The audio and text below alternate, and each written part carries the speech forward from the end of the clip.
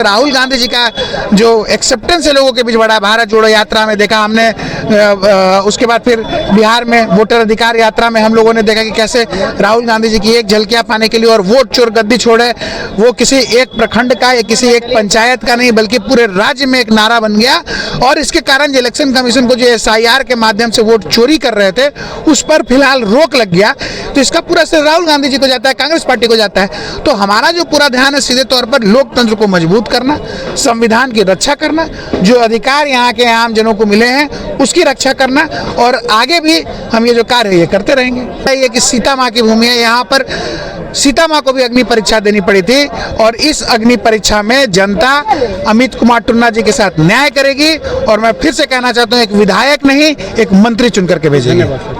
Sir, Riga विधानसभा में आज आपका आना हुआ। पहले बहुत सारे लोग हैं जो आप इस चेहरे को नहीं जानते इस क्षेत्र में, पहले आपका परिचय जानना चाहेंगे। मेरा नाम गुंजन पटेल है और मैं बिहार यूथ कांग्रेस का अध्यक्ष रहा हूँ और कई बार मुझे अमित टुन्ना भैया के माध्यम से इस क्षेत्र में आने जाने का मौका मिला है, तो काफ़ी करीब से इस क्षेत्र को मैं जानता और समझता हूँ। सीधे तौर पर एक संवाद स्थापित करना, अपने बूथ स्तर के पदाधिकारी हैं जो लगातार मेहनत कर रहे हैं कार्यकर्ताओं से, और एक संदेश देना जिस तरह से पूरे राज्य में एक माहौल है और जनता परिवर्तन चाहती है, लेकिन NDA की सरकार, नीतीश कुमार और भारतीय जनता पार्टी के लोग ये भ्रम जाल फैला करके इस तरह का माहौल बनाना चाह रहे हैं कि जनता के बीच कि सब कुछ ठीक है, लेकिन कुछ भी ठीक नहीं है। इसलिए तो पिछले 20 सालों में जो नीतीश जी जो अपनी अक्षमता को नए नए प्रलोभन दे करके उसको भुनाना चाह रही है, तो इस कार्यक्रम के माध्यम से हम अपने बूथ स्तर के जो पदाधिकारी हैं, हमारे कार्यकर्ता हैं, अमित टुन्ना जी के जो परिवार के लोग हैं, अमित टुन्ना जी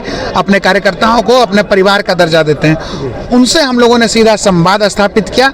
और आपने देखा भी होगा कि कितने उत्साह में सारे लोग थे, और मैं डंके के चोट पर कह सकता हूँ कि परिवर्तन बिल्कुल ही नज़दीक दिख रहा है। अच्छा, परिवर्तन दिख रहा है, लेकिन अभी जो है तेजस्वी यादव के द्वारा बहुत सारे वादे किए जा रहे हैं, वादे पे चुनाव लड़ा जा रहा है कि हर घर में रोजगार यानी नौकरी मिलेगा। क्या संभव है कि हर घर में जीतने के बाद हर एक को नौकरी दे दिया जाए? देखिए, मुझे लगता है कि आपने जो हमारा मैनिफेस्टो है, जो घर घर अधिकार का जो पैम्पलेट है, जिसके माध्यम से हम लोगों के बीच पहुंच रहे हैं, अपनी बात रख रहे हैं, आपने उसको गंभीरता से नहीं पढ़ा है। हम 7 गारंटी लेकर के हम लोगों के बीच जा रहे हैं, और इन 7 गारंटियों में हम सीधे तौर पर कह रहे हैं कि हम महिलाओं को 2500 रुपये हर महीने देंगे जी। और हमने जो ये वादा जो हम लोग कर रहे हैं, हम पहले भी हम तेलंगाना में कर चुके हैं। हमारा ये कहना है कि जो वृद्धा पेंशन जो 400 रुपये है, इसे हम 1500 से लेकर के 2500 रुपये तक वृद्धा पेंशन और जो अन्य विकलांगों को जो पेंशन दिए जाते हैं हम लोग उसको बढ़ाएंगे। ये हमने पहले भी कर्नाटका में किया है। बिजली मुफ्त देने की बात है, जो 125 की जगह पर हम लोग कह रहे हैं कि हम लोग 200 यूनिट बिजली मुफ्त देंगे, तो ये हमने राजस्थान में कर दिखाया है। सरकार तो दबाव में आ गई है, इसलिए वो हर दिन नए वायदे कर रही है, जबकि असलियत ये है कि कांग्रेस ने अपने अलग अलग राज्यों में यह कर करके दिखाया है कि वादा किया वो पूरा किया गया। बिल्कुल, मैं जैसे बता रहा था कि उस 7 गारंटी में किया भी है कि 8वीं क्लास से जो 12वीं कक्षा के जो बीच के लोग हैं उन्हें मुफ्त टैबलेट दिया जाएगा। उसके साथ साथ जो 25 लाख रुपए का जो मुफ्त इलाज है गरीबों को दिया जाएगा। तो ये जितने भी वायदे, ये मॉडल राजस्थान से है, तो अलग अलग राज्यों से ये गुलदस्ता आया है जो कांग्रेस पार्टी महागठबंधन की सरकार बिहार की जनता को सरकार बनने पर देना चाहती है। बिहार में अगर सरकार बनती है तो ये सारे वादे पूरे किए जाएंगे निश्चित तौर पर। ही तो मैं आपको बार बार कह रहा हूँ, चुनावी वादा नहीं ना बन के ये हमने अलग अलग राज्यों में करके दिखाया है, नया कुछ भी नहीं है। देखिए, होता क्या है, सरकार के पास जो टैक्स और अन्य स्रोतों से जो पैसा पहुंचता है, सरकार के पास ये ऑप्शन होता है कि वो सीधे सीधे जो अपनी जनता है गरीबों को उसका लाभ दे, या फिर कुछ पूंजीपति मित्रों को उसका फायदा पहुंचाए। अभी हाल में नीतीश सरकार ने क्या किया, आपके भागलपुर में जो पिरपैती की जो जमीन थी, आपकी हजारों एकड़ जमीन मात्र 1 रुपए के रजिस्ट्री कॉस्ट पर अडानी को दे दिया। वहां पर 10 लाख से ज्यादा आम के पेड़ लगे हुए थे, और जो वहां पर आम जो किसान थे, आम जो लोग थे, उनसे औने पौने दाम पर उनसे जमीन अधिग्रहण कर लिया गया। तो इस तरह का कुकृत्य किया जा रहा है एक तरफ, और दूसरी तरफ ये जो जनता है आपकी बेहाल है, जो आप मुफ्त राशन बांटने की जरूरत हो रही है, जो आप नए प्रलोभन दे रहे, क्यों दे रहे हैं? क्यों? क्योंकि जनता बेहाल है। तो सरकार के पास ये 2 ऑप्शन होते हैं कि या तो आप अपने जनता का जो वास्तव में जिन्हें इन संसाधनों की जरूरत है उन तक पहुंचाएं, या अपने पूंजीपति मित्रों का फायदा पहुंचाएं। काफी लंबा कार्यकाल चला है, लेकिन ऐसे क्या वजह हो गया जो कांग्रेस बीच में बिल्कुल लचर गई और आपको बीजेपी का हम बात करेंगे, भाजपा का सेवा दल की बात करेंगे, कांग्रेस का सेवा दल है, बीजेपी का है आरएसएस बजरंग दल और कांग्रेस का सेवा दल, तो मौका पर सेवा दल नजर नहीं आती।